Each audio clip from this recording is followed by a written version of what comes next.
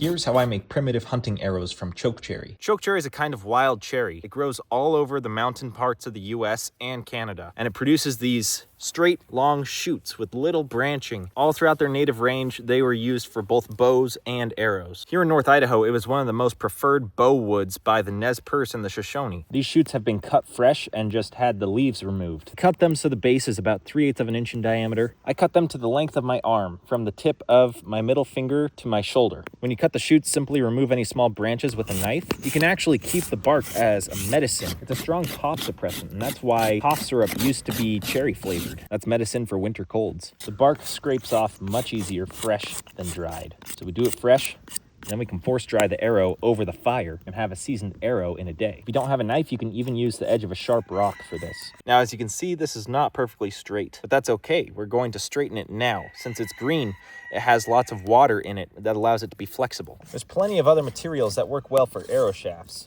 The shoots of red osier dogwood is a favorite of mine. Once you have the shoots somewhat straight, then you place them over the fire just high enough that they're not going to scorch. Chokecherry bows can be dried in the same way without cracking. Give your arrow shafts an hour or two to dry over the fire, and I'll see you in part 2 where we make the fletchings.